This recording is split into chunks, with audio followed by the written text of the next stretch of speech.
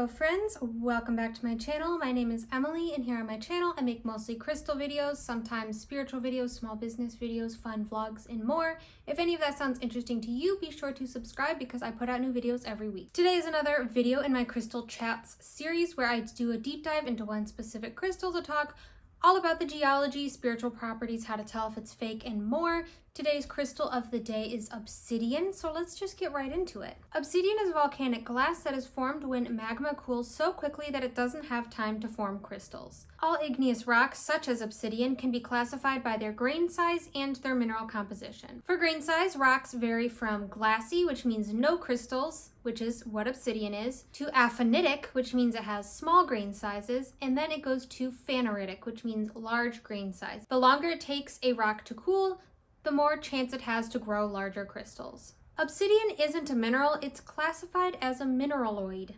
Mineraloids are rocks that either don't have a definite chemical composition or they don't have an arranged atomic structure that is needed to be classified as a mineral. Obsidian is a mineraloid because it has no definite chemical composition and it has no crystal structure. The composition of obsidian can vary depending on the magma it cooled from, but it is mostly composed of silica. Opals are another example of a mineraloid because they do not have an ordered crystal structure. I may refer to obsidian as a crystal throughout this video just for the sake of convenience, and we use it as a healing crystal, but it really is not a crystal. It has no crystal structure. It is more appropriately termed volcanic glass. It is an igneous rock, but if I call it a crystal, just know that's for convenience. It technically has no crystals. Because obsidian is a glass, it has a conchoidal fracture, which means a regular fracture, which can clearly be seen in raw pieces of obsidian. Here's a great example of a raw piece of obsidian that I have. This is such a cool piece, but you can clearly see that it was broken off very irregularly. It's a very rounded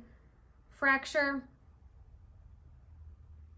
Obsidian has a hardness of 5 to 6 out of 10 on the Mohs scale of hardness. Obsidian is pretty commonly used in jewelry, but you'll want to be careful with it because obsidian can chip pretty easily. It isn't a very hard rock and it chips and breaks down pretty easily in nature. Obsidian is safe to be rinsed with water or salt water, but as with most rocks, you'll want to keep that to a minimum as it can damage the stone, but that's if left in water for a long period of time. Just a quick rinse is perfectly fine for obsidian. Obsidian is also pretty safe for the sun. It can dull its color if left out in the sun for a long period of time, but considering obsidian is formed at the surface and left out in the sun before being mined, so even though obsidian isn't a super hard stone, it has held up pretty well at the surface before being mined, so it will be perfectly fine if you leave your crystal out in the sun or give it a quick rinse. So there's a couple different varieties of obsidian. The first, of course, is just plain black obsidian, but there's also gold and silver sheen obsidian. This sheen is caused by small gas bubbles being trapped within the stone while it is rapidly cooling. Rainbow obsidian is a beautiful variety of obsidian that has a full rainbow of colors. Sometimes it can just come in 1 or 2 colors, but sometimes you can see the whole rainbow. This beautiful color is caused by small magnetite inclusions or other mineral inclusions within the rock while it was cooling. Snowflake obsidian. I feel like snowflake obsidian is really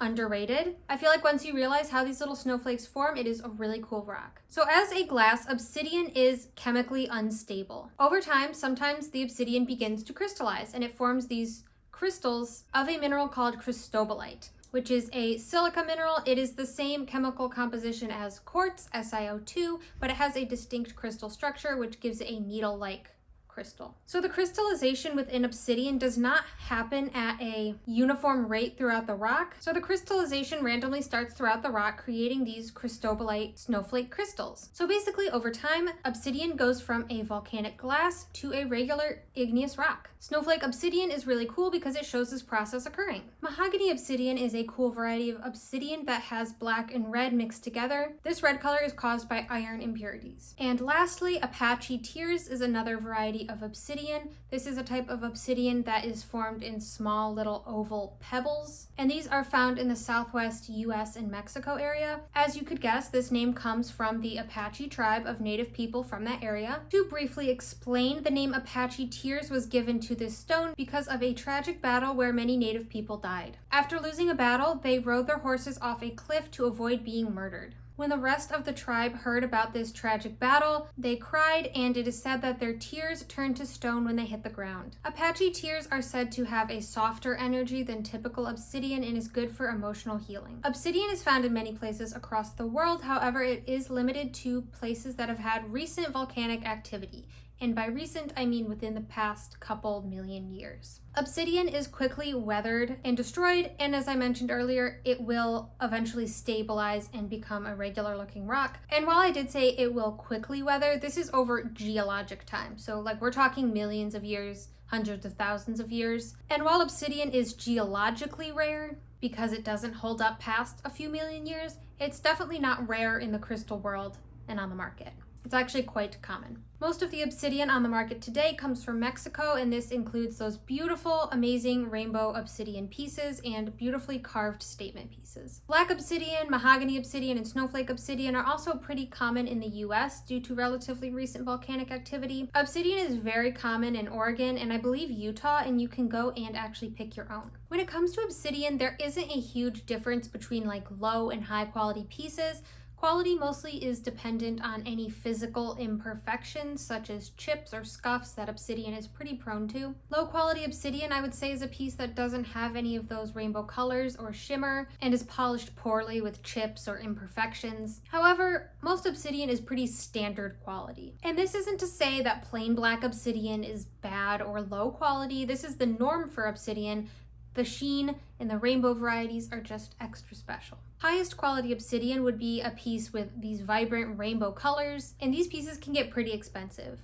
Now with rainbow obsidian, sometimes the color can be hard to see and you really have to get it in that perfect lighting, kind of like we talked about with labradorite. Sometimes that color can be difficult to see, but sometimes it is so vibrant that you can't miss it in any lighting, and this would be a pretty high quality piece. It isn't uncommon for these vibrant rainbow pieces of obsidian to cost a couple $100s, but beware, because while I was researching, I saw some wildly overpriced pieces. Let me just say, if you're paying hundreds of dollars for a piece of obsidian of any sort, even rainbow obsidian, you better at least be getting a large piece. A small piece should not be costing nearly $1,000, and that's all I'll say.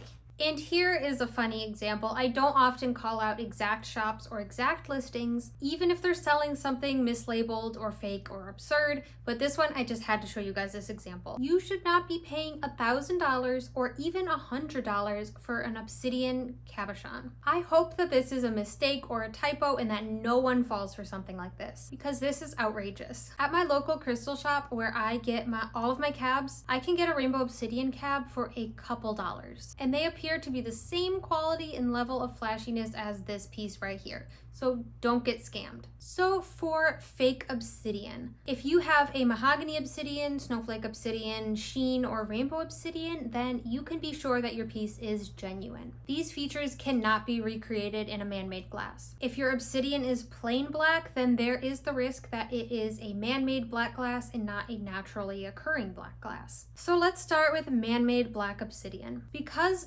obsidian is a volcanic glass, it can be easily recreated with man-made glass. Unfortunately, it can be kind of difficult to tell the difference between these two. When I have bought black obsidian for the shop in the past, I have noticed that even plain black obsidian not sold as sheen obsidian will have some sort of sheen anyway. I bought these plain black obsidian towers from Brazil. I still have them in the shop, by the way. And while they were sold to me as black obsidian, and most of them are solid black obsidian, I noticed a piece or two actually did have a lot of shimmer in it. I even have obsidian beads that I bought just at the craft store that have gold sheen, and you can tell that that means it's real. If you're looking at like a batch of obsidian in person, whether that be beads or towers or tumbles, like if you're shopping at a crystal shop and you can look at a bunch of them, and some of them have sheen and others don't, then I would say it is safe to say that they are all real. Like obsidian doesn't need to have sheen to be real. It can be just solid black and be completely natural, but it does often have a little bit of shimmer. So if some pieces within a batch do, then the whole batch is most likely real. It wouldn't make any sense for half of them to be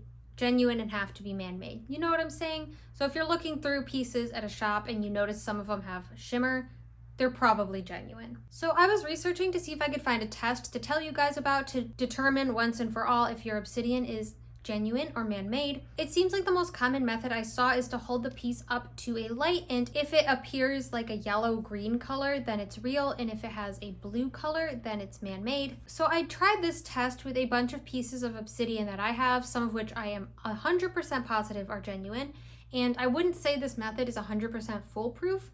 Actually, when I did it and held my pieces up to the light, most of them were a grayish brown color as opposed to the yellowy green that was described. It's also said that if you can't see through the obsidian when held up to the light, then it's fake, and if you can see through it, then it's real.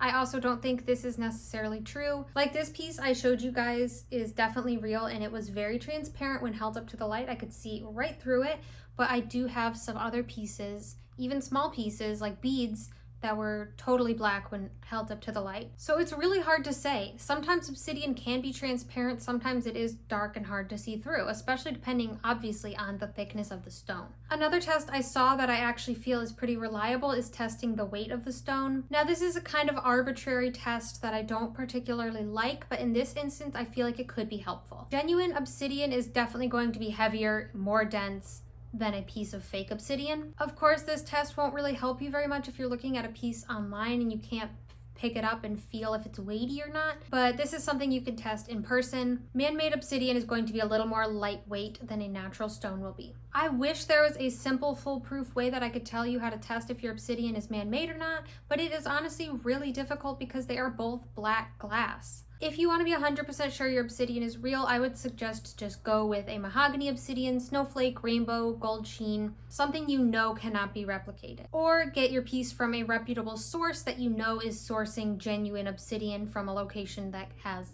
real obsidian. Black obsidian can also be faked with plastic, but this is generally very obvious. Like I mentioned, obsidian is pretty prone to getting chips. I noticed chips even in small tumbles of obsidian, and you will be able to see that glassy texture underneath, whereas plastic, it doesn't chip the same way that glass does. It gets like little dents and little scuffs. Plastic is also just very lightweight. Like every time I've had a crystal given to me that is plastic, you can tell instantly. You know the feeling of plastic versus rock. Moving on to the next variety of fake obsidian, we have blue obsidian. Lately, I have been seeing blue obsidian making the rounds in the crystal community again, and I just want to put it out there that if you see any obsidian that looks like this, it is fake, 100%. Any obsidian that looks like this is always man-made. There is no natural obsidian that looks like this. This man-made glass is often sold in a light blue or a dark blue color, but it can also come in other colors, red, green, I do see a lot, yellow. I showed you rainbow obsidian earlier, and it's very noticeably different than this. Even rainbow obsidian is still a black rock. It is not totally transparent one color. Blue obsidian can exist, but it looks nothing like this material on the market. Obsidian is never going to be totally transparent like this with no inclusions ever. Here are some photos that I could find of what looks to be genuine blue obsidian. As you can see, it looks nothing like the fake glass, and genuine blue obsidian seems to be pretty rare. This material definitely isn't what's out there on the market, and if you want something that looks like this, you're probably gonna have to go right to a source that you know is mining this blue obsidian. Now there's a couple other crystals that can be mistaken for black obsidian, especially in tumbled or in jewelry form, and the first one is black onyx. The biggest difference between obsidian and black onyx is the hardness, so this is a good opportunity to use the hardness test, the scratch test, because onyx has a hardness of 7, whereas obsidian is softer with a 5 to 6. Onyx is also said to have more of a dull appearance and be heavier as compared to obsidian. Black tourmaline is another one that is often mistaken for obsidian. Black tourmaline is going to be slightly heavier than obsidian would be, and it's also pretty difficult to polish. It always comes out a little lumpy. It's very difficult to carve and polish black tourmaline to be totally smooth, whereas obsidian is usually going to be totally smooth. Black tourmaline is typically more dull when polished, whereas obsidian is glassy. In rough form, it's so easy to tell the difference between black tourmaline and obsidian because the structure is totally different. Like I showed you this raw piece of black obsidian, it's sharp, it's glassy, it's very uneven, and black tourmaline is very splintery. Now there is a serious mislabeling situation that we have to discuss in regards to black tourmaline and obsidian. For the most part, they are pretty easy to distinguish between them, but this material in particular is almost always mislabeled. This material is not black tourmaline. This is actually obsidian. A lot of the time it is labeled as black tourmaline with iron or black tourmaline with red jasper. It is actually basically mahogany obsidian. It is obsidian with iron inclusions. This material is so often mislabeled as black tourmaline that even the suppliers themselves are calling it black tourmaline, but just know if you see anything that looks like this, it is obsidian. I've never had this material in my shop personally, but I have seen it in person at a local shop, and you can tell in person that it is obsidian because it has these chips that we talked about that obsidian is prone to, and you can see the glassy texture underneath. Now another fake, I don't see this very often, but sometimes this titanium aura crystal is called rainbow obsidian. This coating is man-made and is created by putting the original crystal in a chamber with titanium and heating it to bond the titanium to the surface of the stone.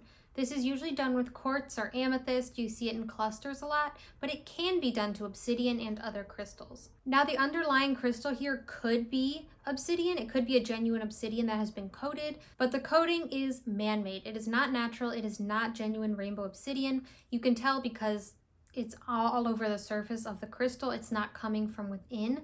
Also, this coating is very prone to like rubbing off, scratching off. I feel like it's pretty easy to spot the difference between this titanium aura crystal and genuine rainbow obsidian because I don't see them mixed up very often, but it is something that's out there to be on the lookout for. Lastly, there is a fake snowflake obsidian, but I've never seen this before. This is the case with a lot of crystals I talk about on here. I'll always mention these fakes and say that I've never seen them before because I genuinely never see these fakes on the market. It'll be like one person is selling this crazy fake, so I'll see it when I start looking up fakes, but it's not something that's a concern.